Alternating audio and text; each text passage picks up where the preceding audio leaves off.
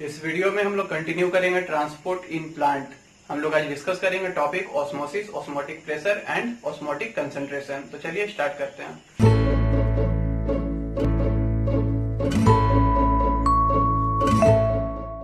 Hello everyone, कैसे हैं आप लोग। अगर आप प्रिपरेशन कर रहे हैं नीट एग्जाम के लिए then make sure to subscribe this channel and also press the bell icon. हम लोग आज देखने वाले हैं ऑस्मोसिस।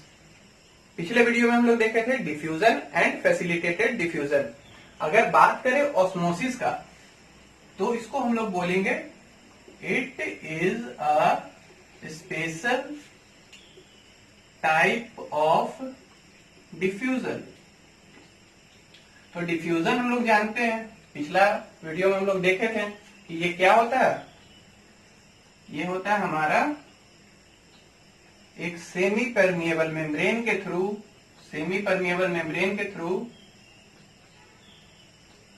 सॉल्यूट मूव कर रहा था। यहाँ पे सॉल्यूट डिफ्यूजन में सॉल्यूट मूव कर रहा था higher concentration to lower concentration, हमेशा हाई से लो की तरफ। लेकिन अगर हम लोग बात करें ऑस्मोसिस का तो ये स्पेशल टाइप कैसे है, इसमें होगा इट इज मूवमेंट ऑफ या बोल सकते हैं इट इज डिफ्यूजन ऑफ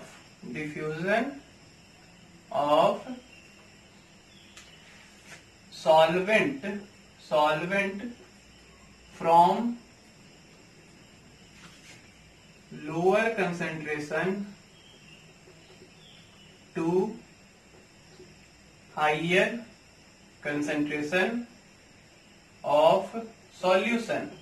ठीक है, इसमें दो चीज अलग हो गया डिफ्यूजन से। पहला तो यहाँ मूवमेंट ऑफ सॉल्यूट नहीं है, मूवमेंट ऑफ सॉल्वेंट है। हम लोग अभी तक डिफ्यूजन में देख रहे थे मूवमेंट ऑफ सॉल्यूट।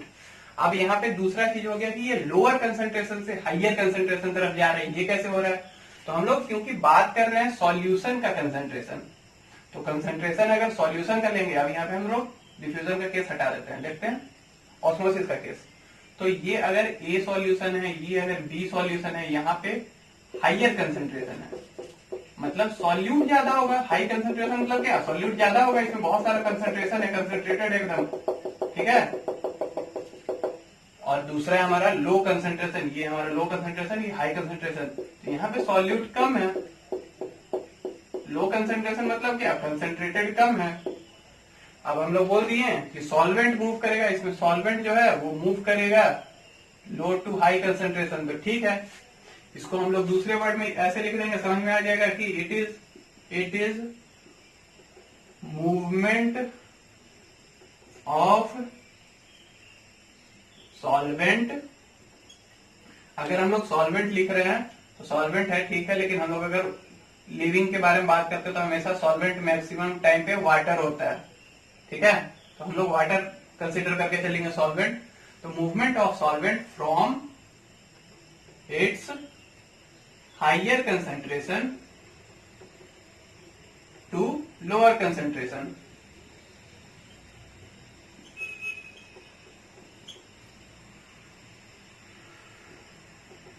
यहां पे उल्टा कर दिए, higher concentration to lower concentration कर दिए। किसका, सॉल्वेंट का कंसंट्रेशन अगर बात कर रहे हैं। अभी तक हम लोग सॉल्यूशन का कंसंट्रेशन या फिर सॉल्यूशन का कंसंट्रेशन या कोई हम लोग सॉल्यूट का कंसंट्रेशन बोलते हैं। अगर सॉल्वेंट का कंसंट्रेशन लेंगे तो बोलेंगे कि जहां सॉल्वेंट ज्यादा होगा, मतलब सॉल्वेंट ज्यादा मतलब सॉल्वेंट का कंसंट्रेशन ज्यादा, वहां से सॉल्वेंट जिधर कम होगा, यानी कि सॉल्वेंट का कंसंट्रेशन जिधर कम होगा उधर मूव करेगा। ठीक है, तो अब इसको हम लोग बोल सकते हैं, इन दोनों को मिला के हम लोग बोल सकते हैं कि osmosis take place along concentration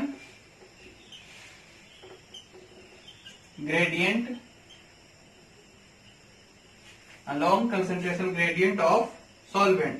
मतलब सॉल्वेंट का ग्रेडियंट जिस तरफ मूव करवाएगा, सॉल्वेंट का कंसंट्रेशन ग्रेडियंट ऑफ सॉल्वेंट, मतलब हाइयर टू लोअर अलोंग मतलब क्या, हाइयर टू लोअर, एकदम जो डायरेक्शन नेचुरली बनना चाहिए, ऑब्वियसली जो बनना चाहिए, हाई से लो। लेकिन against against concentration gradient of solute.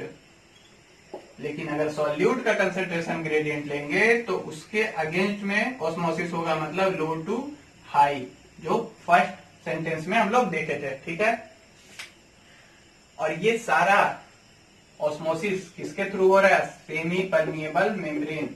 Important point है कि हमेशा ऑस्मोसिस होगा तो सेमी परमिएबल मेम्ब्रेन हमको चाहिए। अब अगर ऑस्मोसिस हो रहा है तो इसका हम लोग रेट के बारे में डिस्कस कर लेते हैं, कैसे रेट इसका अफेक्ट होगा।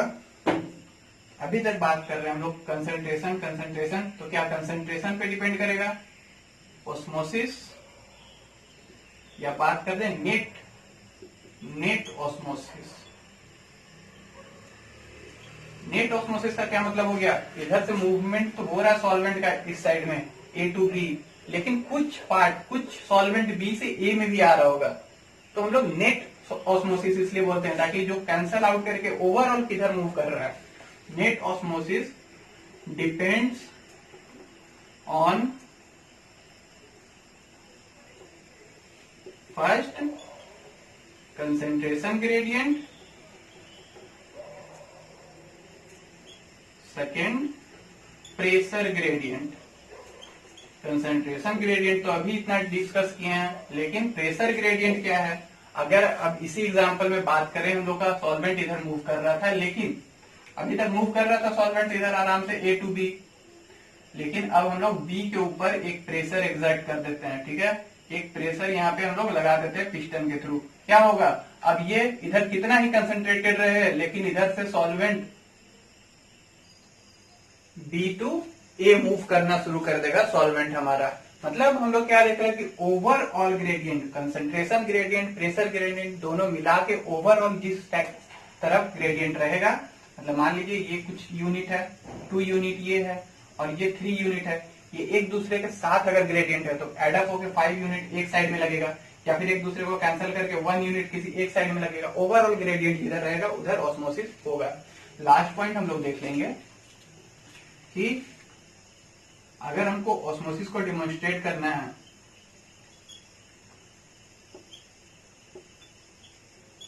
या दिखाना है कि यहाँ हो रहा है हमारा ऑस्मोसिस बाय ऑस्मोस्कोप। ठीक है, ऑस्मोस्कोप एक ऐसा डिवाइस है जो कि ऑस्मोसिस शो करेगा। सबसे कॉमन होता है हमारा पोटैटो ऑस्मोस्कोप, ये बहुत कोई बनाया भी होगा अपने स्कूल टाइम में। ठीक है, इसके बाद हम लोग ऑस्मोसिस यहाँ पे कंप्लीट हो गया। ऑस्मोसिस के बाद हम लोग इससे रिलेटेड टॉपिक ऑस्मोटिक प्रेशर देख लेंगे।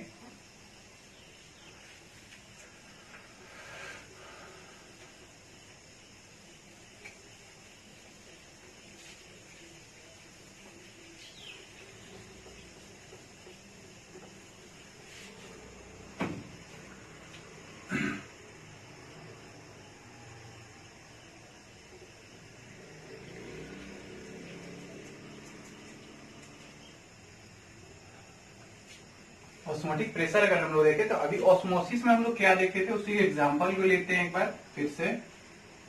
एक कंटेनर है, सेमी परमिएबल मेम्ब्रेन है, और ये बीच में नहीं आ रहा है, ठीक है, और यहाँ पे हमारा सॉल्यूशन बी, सॉल्यूशन ए। कंसेंट्रेशन बी का हमारा हाई है,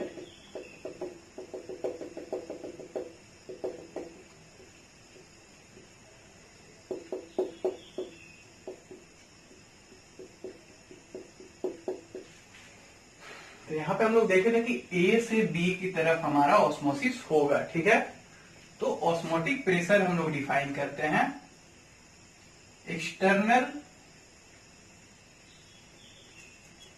pressure exerted on hyper tonic solution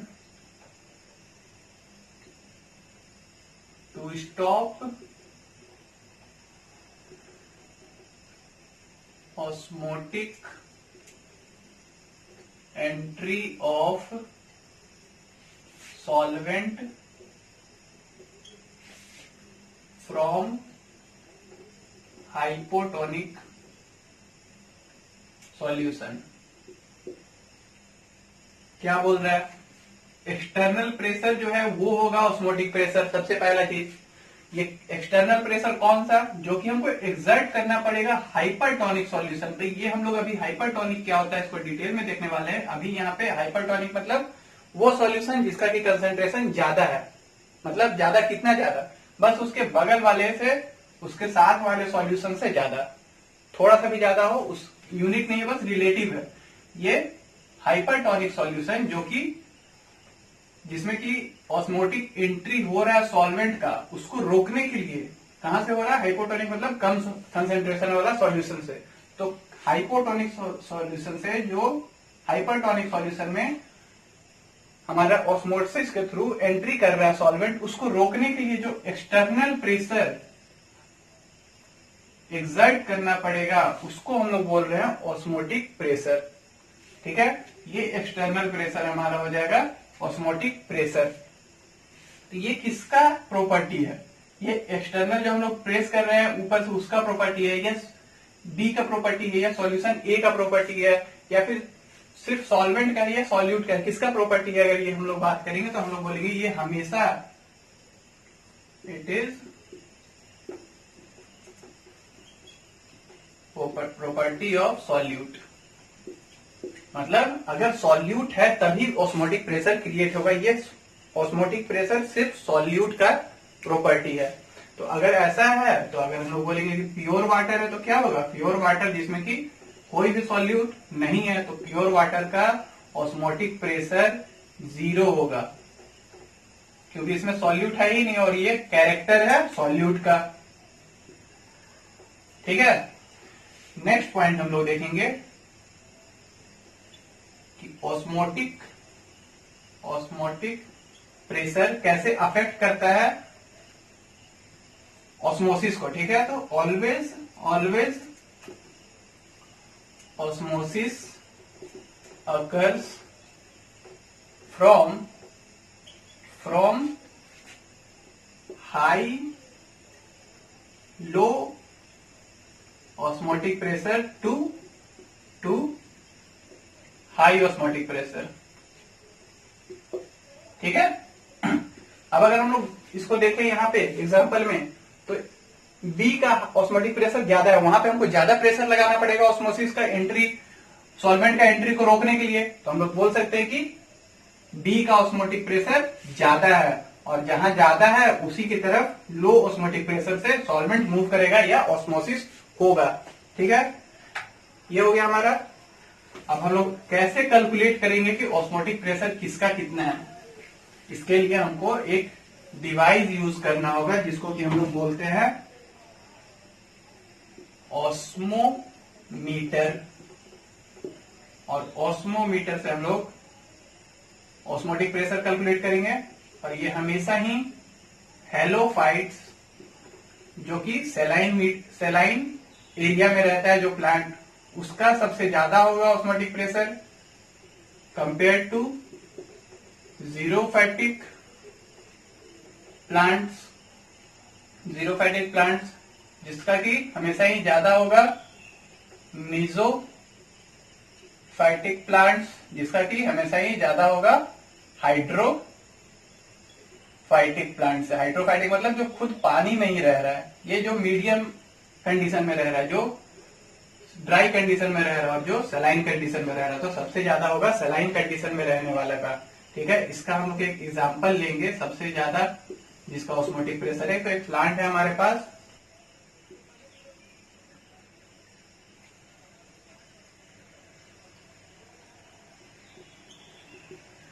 Atriplex कॉन्फर्टिफोलिया। ठीक है, जिसका कि ऑस्मोटिक प्रेशर अराउंड 200 एटमॉस्फेयर होता है। ठीक है, ये हो गया ऑस्मोटिक प्रेशर का बात। अब हम लोग अगर देखें इसको कैलकुलेट करने के लिए, हमको कैलकुलेट करना है ऑस्मोटिक प्रेशर।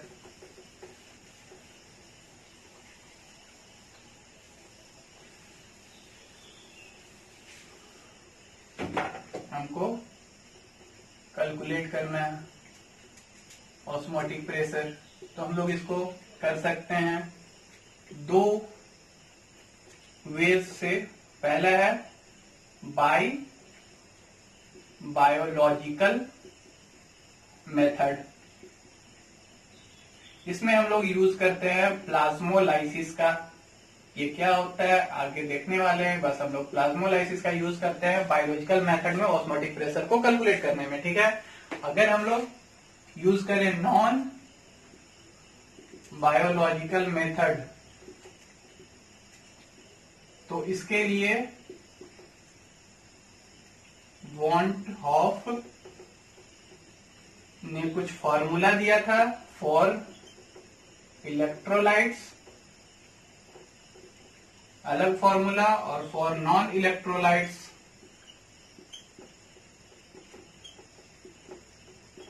अलग फॉर्मूला। इलेक्ट्रोलाइट का क्या मतलब होता है, जो कि किसी भी सॉल्यूशन में आयनिक फॉर्म में टूट जाए।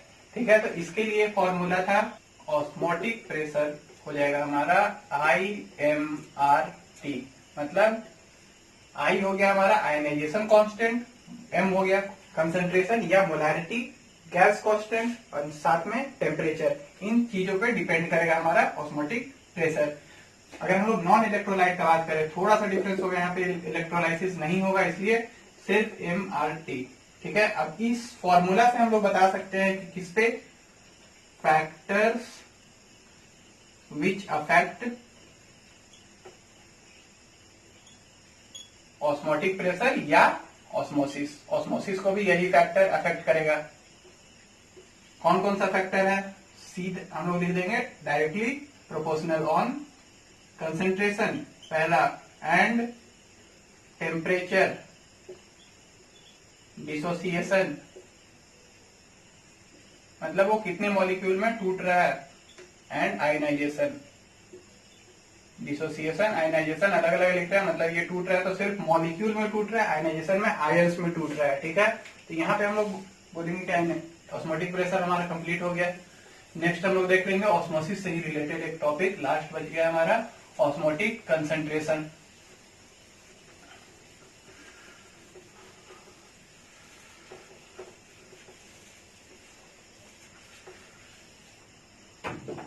क्या बोलेंगे,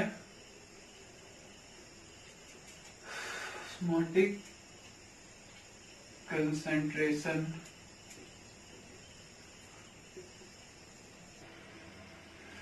ऑस्मोटिक कंसंट्रेशन, इसको सिंपली हम लोग बोल देंगे कि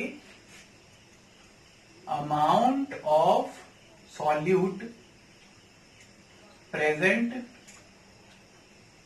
per unit volume of solvent. बस, ठीक है, कितना सॉल्यूट प्रेजेंट है per unit volume of solvent में, इसको हम लोग बोलते हैं ऑस्मोटिक कंसंट्रेशन या सिर्फ कंसंट्रेशन।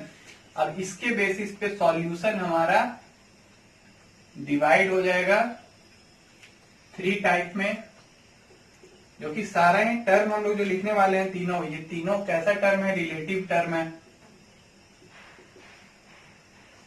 ठीक है, रिलेटिव पे आते हैं हम लोग वापस, यहां पे देख लेंगे हम लोग। सबसे पहला होगा hyper tonic, hypotonic and isotonic. ठीक है, अगर बात करें हम लोग की हाइपरटोनिक, तो ये होता है हमारा concentration of solution higher than protoplasm. हम प्रोटोप्लाज्म के जगह पे बोल सकते हैं कि एक सॉल्यूशन का कंसंट्रेशन, ये प्रोटोप्लाज्म ए सॉल्यूशन का कंसंट्रेशन बी से ज्यादा है, तो हम लोग बोलेंगे कि ए हमारा हाइपरटोनिक है। हम लोग एक सॉल्यूशन ए बी के जगह पे हम लोग क्या लिख दे रहे हैं कि एक सॉल्यूशन है, दूसरा हमारा सॉल्यूशन प्रोटोप्लाज्म है। ठीक है, हम लोग ऐसे भी लिख सकते हैं कि concentration of solution A is higher than concentration of solution B, then solution A is hypertonic to solution B. इसी को बोलते हैं हम लोग की रिलेटिव, मतलब ये इसका कंसेंट्रेशन कितना है उससे फर्क नहीं पड़ता है, इसका कंसेंट्रेशन बस बी से ज्यादा है। तो हम लोग बी के जगह पे यहाँ पे क्या रख रहे हैं हमेशा, प्रोटोप्लाज्म। ठीक है, तो ये हो गया हमारा हाइपरटोनिक। इसमें क्या होगा, अगर हाइपरटोनिक में देखें, एक हम लोग हाइपरटोनिक सॉल्यूशन ले लिए हैं इसमें कंटेनर में, और इसमें हमारे पास है एक सेल वॉल, सेल मेम्ब्रेन, और ये हमारा अंदर में सेल। तो यहाँ पे हमारे पास कैसा सॉल्यूशन है, हाइपरटोनिक। कैसे लिख दे इसको, HR लिख देते हैं। ठीक है, क्या होगा, हाइपरटोनिक है तो यहाँ पे कंसेंट्रेशन ज्यादा है इसका कंपेयर टू प्रोटोप्लाज्म। तो ऑस्मोसिस किधर होगा, बाहर की तरफ। सेल के प्रोटोप्लाज्म से जो सॉल्वेंट है वो बाहर कंटेनर में या फिर हाइपरटोनिक सॉल्यूशन में निकलेगा। इसको हम लोग क्या बोलेंगे, इस फंक्शन को हम लोग बोलेंगे कि बाहर निकल रहा है, मतलब एक्सोस्मोसिस हो रहा है यहाँ पे। ठीक है, बाहर निकल रहा है सॉल्यूशन, मतलब एक्सोस्मोसिस हो रहा है हमारे सेल में। तो सेल हमारा फाइनली क्या हो जाएगा, श्रिंक हो जाएगा, और कुछ इस तरह का दिखेगा हमको, श्रिंक हो जाएगा। ठीक है, बड़ा सेल श्रिंक होकर छोटा हो गया, तो इसको हम लोग बोलेंगे कि ये कैसा सेल बन गया हमारा, plasmolysed cell. Plasmolysed cell, plasmolysis अगर हम लोग बात करें तो हम लोग देख लीजिए प्लाज्मोलाइसिस क्या हो रहा है। हम लोग बोलेंगे shrinkage of protoplasm in hypertonic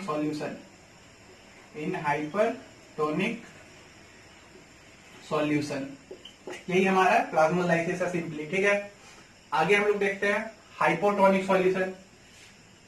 तो हम लोग एक सॉल्यूशन क्या मान लिया हमेशा, प्रोटोप्लाज्म, बोलेंगे concentration of solution is lower than protoplasm.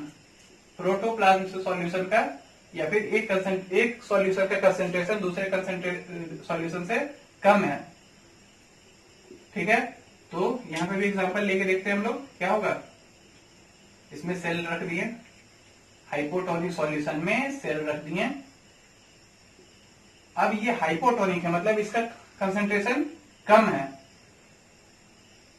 Hypotonic concentration कम है, मतलब सॉल्यूशन अंदर जाना, यहां से सॉल्वेंट अंदर जाना शुरू करेगा। इसको हम लोग बोलेंगे कि ये हो रहा है हमारा एंडोऑस्मोसिस, अंदर की तरफ जा रहा है, मतलब एंडोऑस्मोसिस हो रहा है।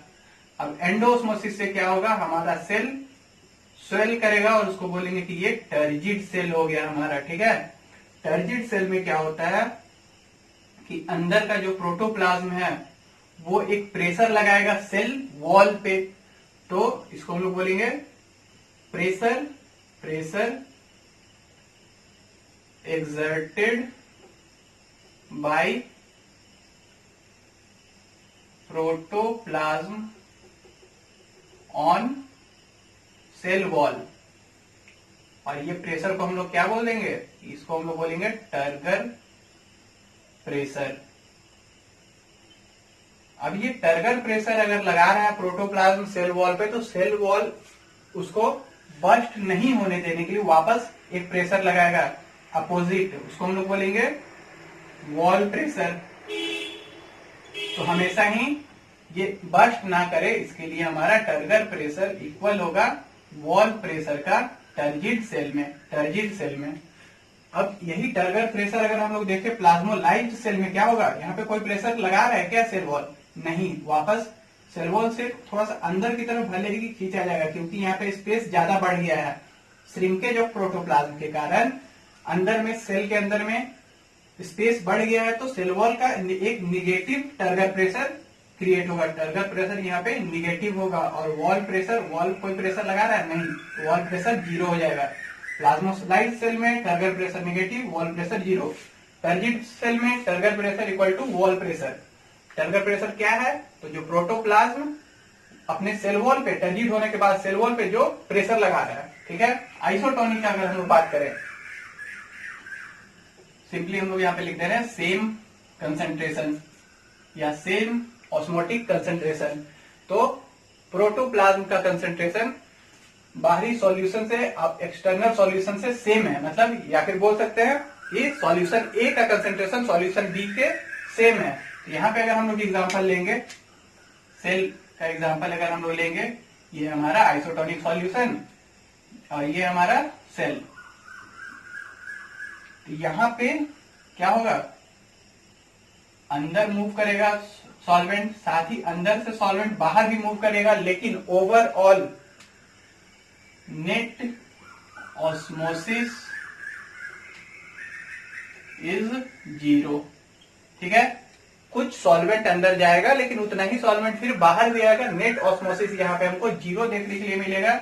इस सेल को हम लोग बोलेंगे कि ये हमारा फ्लैसिड सेल है, ठीक है। ये कैसा सेल है? Flaccid cell. और यहाँ पे हमारा टर्गर प्रेशर कितना होगा? 0 एंड वॉल प्रेशर भी होगा 0, ठीक है। अब हम लोग यहाँ पे दो टर्म देख रहे हैं, टर्जिड और प्लाज्मोलाइज्ड। प्लाज्मोलाइसिस क्या होता है? Shrinkage of protoplasm. Turgid turgor pressure क्या होता है? Pressure exerted by protoplasm on sale wall. ये तो समझ लिए। ये दोनों का सिग्निफिकेंस क्या है? प्लाज्मोलाइसिस का सिग्निफिकेंस एंड टर्जिडिटी या टर्गर प्रेशर का सिग्निफिकेंस क्यों इंपॉर्टेंट है, हम लोग बात करेंगे। प्लाज्मोलाइसिस का सिग्निफिकेंस क्या है?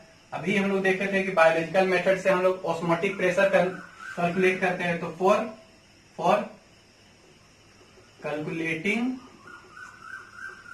ऑस्मोटिक प्रेशर, इसके लिए प्लाज्मोलाइसिस का यूज होता है। वहीं अगर हम लोग बात करें सिग्निफिकेंस क्या है टर्गर प्रेशर का, टर्गर प्रेशर का, तो टर्गर प्रेशर मेंटेन करता है, maintains erect position of soft tissue in plant. Plant का जितना भी सॉफ्ट पार्ट है, जितना भी सॉफ्ट स्टेम, सॉफ्ट लीफ, उसका इरेक्ट पोजीशन को कौन मेंटेन कर रहा है? Turgor pressure. साथ ही ये इंक्रीज करता है, इंक्रीजेस सरफेस एरिया, क्योंकि ये इरेक्ट पोजीशन अगर मेंटेन करेगा तो सरफेस एरिया को भी बढ़ा देगा। और साथ में सबसे फाइनली और सबसे इंपॉर्टेंट है हमारा वॉल प्रेशर का एक सिग्निफिकेंस देख लेंगे हम लोग। टर्गर प्रेशर के अपोजिट में क्या लगता है हमेशा? अगर ये सेल था तो अंदर सेल के ऊपर प्रेशर लगा रहा था वॉल प्रेशर, और सेल वापस लगा रहा था जो टर्गर प्रेशर, ठीक है। तो टर्गर प्रेशर का सिग्निफिकेंस देख लिए। वॉल प्रेशर क्या करता है? स्टॉप्स सेल फ्रॉम बर्स्टिंग, ठीक है। बर्स्ट कर जाएगा सेल अगर हाइपोटोनिक सॉल्यूशन में रहेगा तो स्वेल करके, लेकिन वॉल प्रेशर इसके अगेंस्ट में, टर्गर प्रेशर के अगेंस्ट में वर्क करके सेल को प्रिवेंट करता है बर्स्टिंग से। अगर हम लोग प्लाज्मोलाइसिस में एक चीज और पॉइंट देखना है हमको कि एक्सोस्मोसिस, यहाँ पे क्या हो रहा है? सॉल्यूशन बाहर निकल रहा था इसलिए यहाँ पे श्रिंकेज हो रहा था। Exosmosis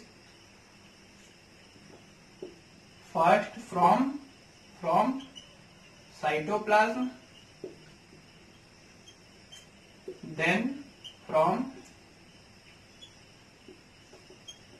vacuole. पहले साइटोप्लाज्म से सॉल्वेंट निकलेगा देन वैक्यूल से।